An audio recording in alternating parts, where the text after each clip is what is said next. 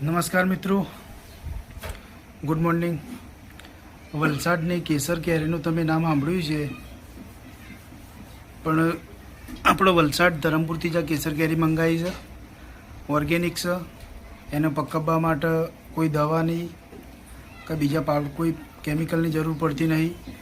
જે બોક્સમાં લાવ્યા હતા એના જ બોક્સમાં કેરી મૂકી રાખી હતી અને બોક્સમાં જ કેરી પાકેલી છે. જો એ કેરીનો કલર કેવો આવ્યો. ઓર્ગેનિક છે, પ્યોર. નવાને ધોઈ છોલી અને આનો રસ કાઢીશું. તો વિડીયોમાં બન્યા રહો.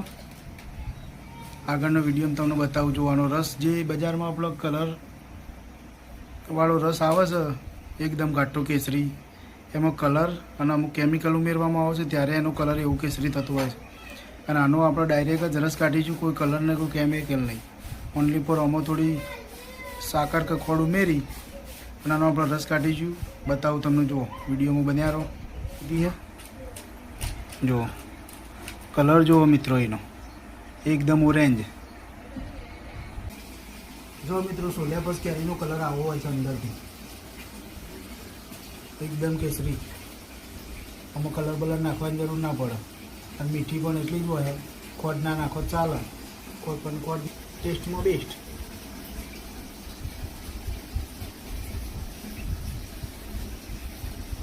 મિત્રો, આ 7 કેરીમાંથી આટલો માવો નીકળ્યો કેરીનો. અને કેરીનો કલર જુઓ તમે. હજુ આપણે કોઈ કલર કે એવું નાખ્યું નહીં અંદર.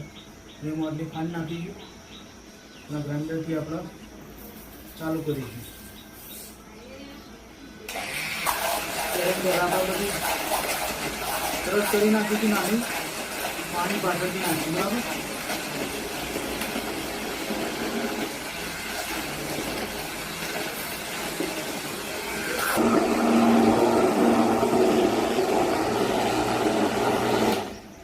બોટલ ભરીને અંદર ઠંડુ પાણી નાખી દઈશું. હેતુભાઈ, અમારે હેતુભાઈ છે રસ વધારે પીવો છે. 2 વાટકી તો પી જ જોઈએ.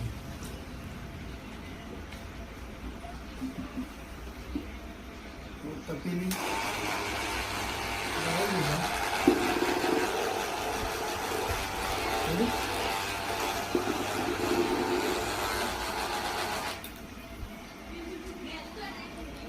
તો મિત્રો જોઈ લો. હવે આપણો રસ બનીને તૈયાર હોય. એનો કલર જોવો ખાલી તમે. કોણ કહેવાય? ઓર્ગેનિક અને ઓરિજિનલ કહેવાય. બજારમાં જે મળે છે એનાથી પણ ઘટ કલર છે. એટલે બજારમાં મળે છે રસ, એના કરતાં તમે કેરી લઈને તમે પણ ઘરે જ બનાવો. કેમ કે વિધાઉટ કેમિકલ રહેશે તો ખાવામાં પણ ટેસ્ટી લાગશે. અને બીજા અત્યારે ગરમીના કારણે